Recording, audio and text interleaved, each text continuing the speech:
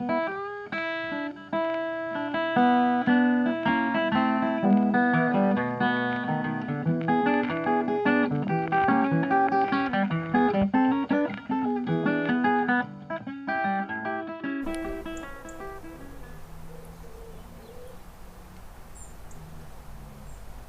coast and countryside people.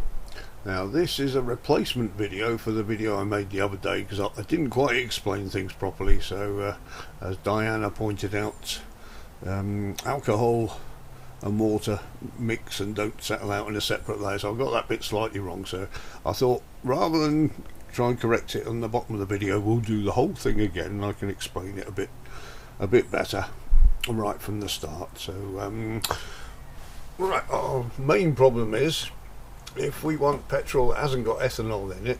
Most of the petrol now, well, all of the petrol has this thing on it that says, a sticker that says E5 less than 5% ethanol.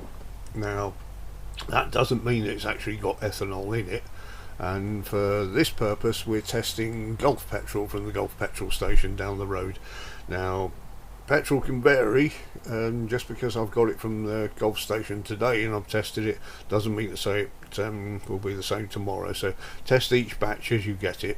Now the test is quite simple, and the reason we're doing this test is we've got a small petrol appliance that says don't use petrol with ethanol in it because it can mess the engine up.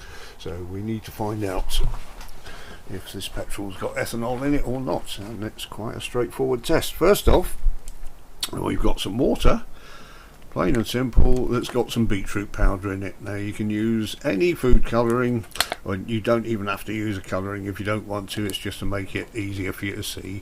So in this case I've used beetroot to colour the water. Well, so you can colour it blue, whatever colour you want, sky blue, pink. And I've put 25ml, it doesn't have to be 25ml, just an amount in a bottle, a small amount.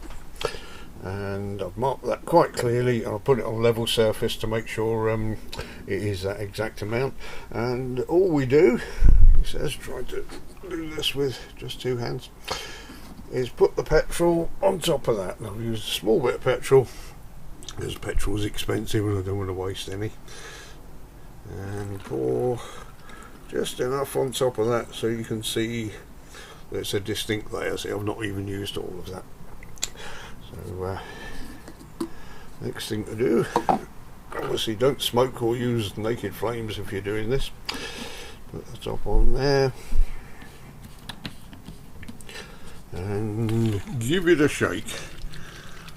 Now those will mix together, and they won't stay mixed because petrol and water, like oil and water, doesn't want to be in the same space. One floats on top of the other. We mixed it together, and as we stop you'll probably see very shortly that the petrol will start to settle out on top of that. Now we leave that, and the idea is when it's settled out, if there's any ethanol in it, it will mix with the water. It will prefer the water to the petrol.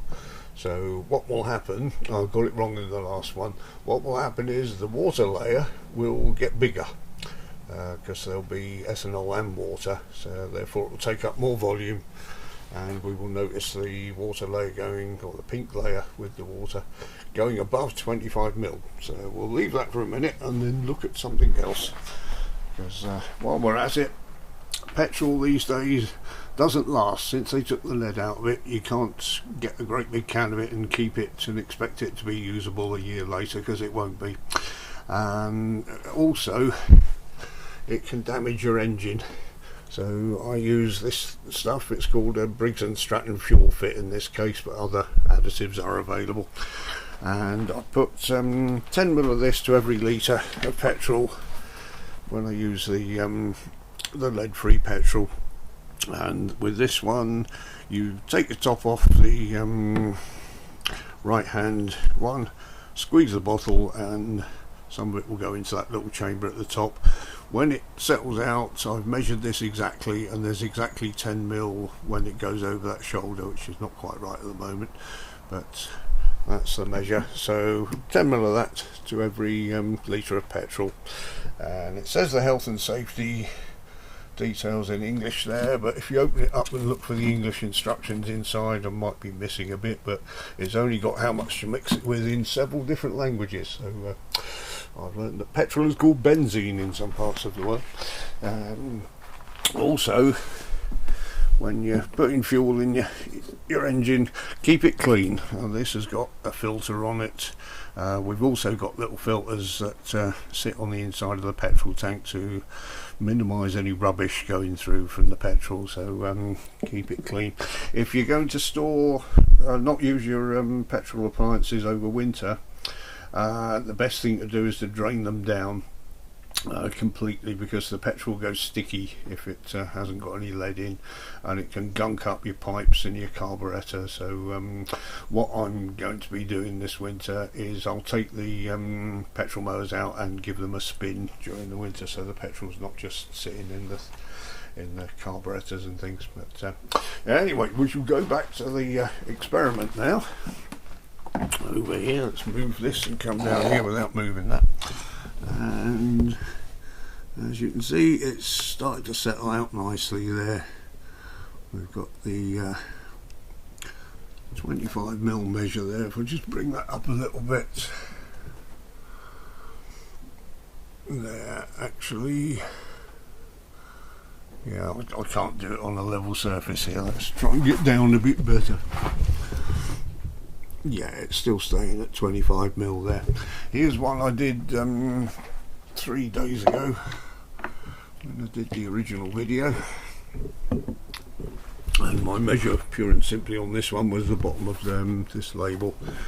So as you can see, that's been sitting for days, and there's no ethanol in this.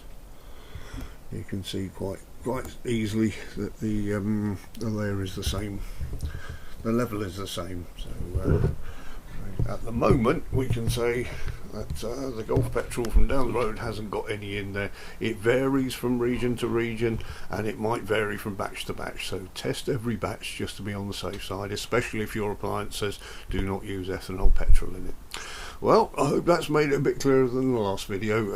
By the time you see this, I will have deleted the last one. And any questions, just please ask underneath. Thank you very much for watching.